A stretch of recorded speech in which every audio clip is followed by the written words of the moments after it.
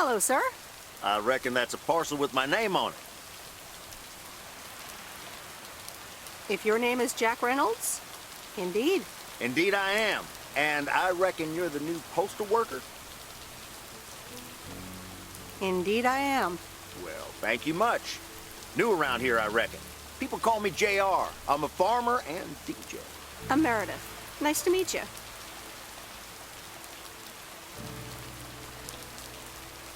DJ and farmer? That's a rare combo. Indeed it is. But it's a nice distraction from farming. I've seen better times. I had some spare time and a room in the shed, so I figured, why not? About your playlist. It's really nice. Thanks, but I really need to add more songs. But I'm in the middle of a potato harvest. Don't have much time. Hey, listen, postal worker Meredith, I need to get back to work. Can you do me a favor and give this envelope to Frank? Sure, no problem. Thank you so much.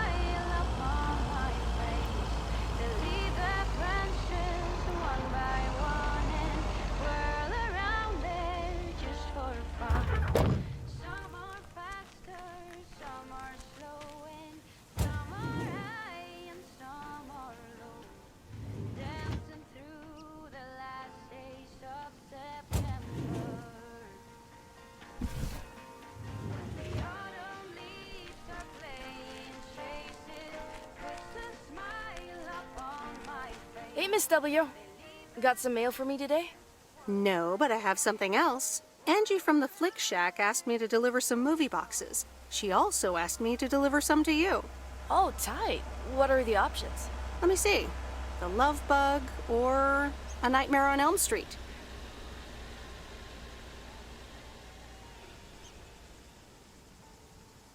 You'll probably love that bug. I'm almost 16, Miss W. That's a kid's movie. Well, I watched it when I was in college. So you're saying it's an ancient kid's movie? Hey, I'm not that old. So you'll pick A Nightmare on Elm Street? Give me The Love Bug. I thought you didn't want that one. Ugh, I don't. But if my parents catch me watching Elm Street, they'll ground me for a week. I wish they'd just take a chill pill and see that I'm basically an adult. I fix cars. Oh, no, that's too bad, Lori. Maybe you can watch it at a friend's house instead. No, I'm homeschooled. There aren't many teenagers here, as you may have noticed. So I don't really have any friends to watch it with. So it's a love bug for me.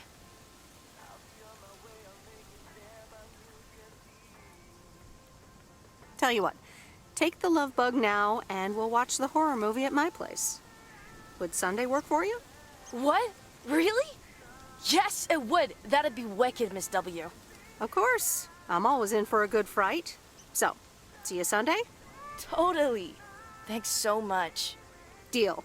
Have a nice day.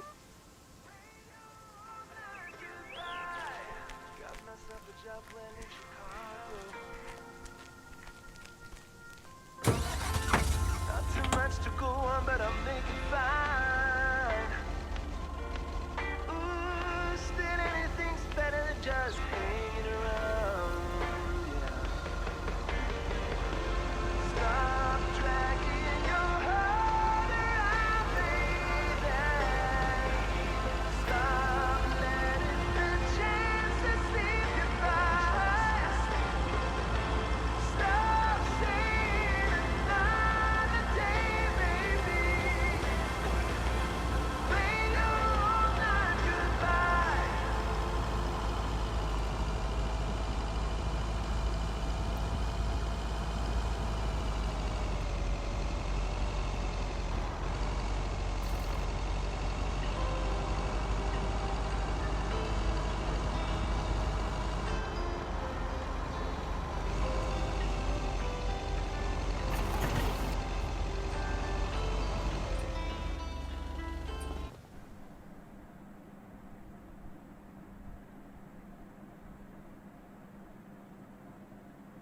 Well now, Meredith and Robert.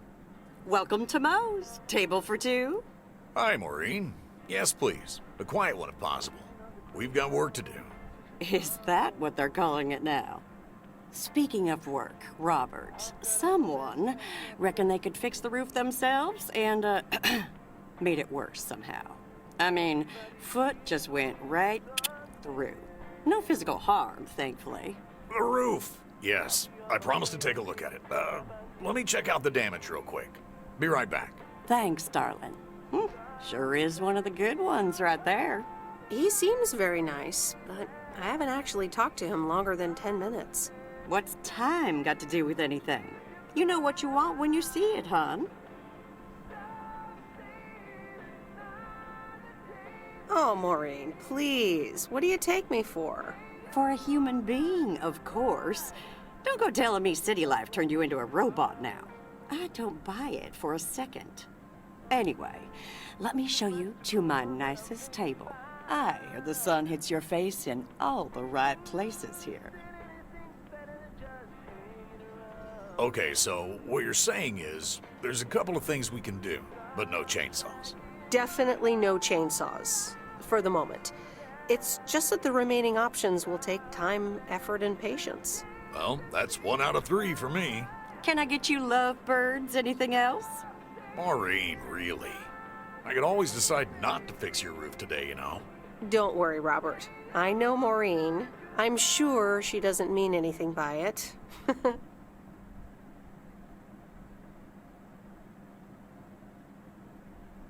A coffee refill would be nice. Thanks, Maureen. Gotcha, hun. Robert? The same for me, please. Sure thing. Back in a jiff.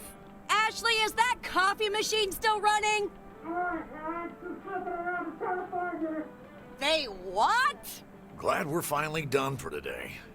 But there's more to come. Do you think he'll manage? What do you think?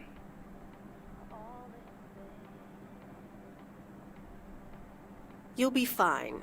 When the going gets tough. The tough get going. I love that song. Okay, you two hard-working individuals. Here you go. Thanks, Maureen. More coffee. How could anyone survive without it? So, how's life in PO so far?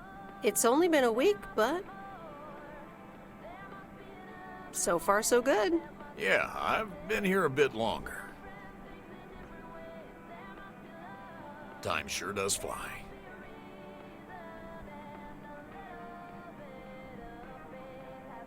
I'm sure you must have some good stories. Yeah, look, Meredith, I'm sorry. I really better get started on fixing that roof. It's just, that's quite a big job. While it's still light out and all. You know. So, thanks so much for your help. I mean, I really do appreciate it. Drive home safe. I'll see you around town. So, yeah, I'll see you. Everything okay over here? Yeah, I guess. I'm not sure.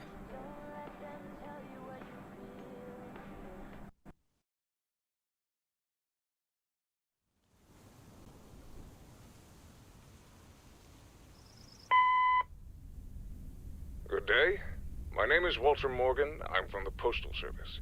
I'm calling with regards to compliance to policies and guidelines, such as the use of Postal Service property, code of conduct, and so on. I will be in touch again soon.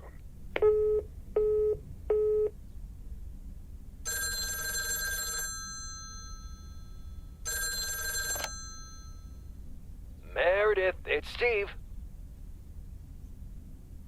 Oh, hi, Steve. Thanks so much for improving the text and sending it back to me. I'm confident this will improve our chances of securing a monster deal.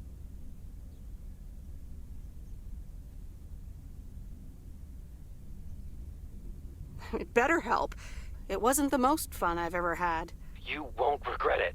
It's a monster deal. The big retailer, big money, big prizes. Calm down, Steve. And what happens now? Well, yes, calmness is needed. Eyes on the prize. The next steps are me going to meet up with them this week. Discuss terms. Okay, Steve. Good luck. Thanks, Meredith. Speak soon.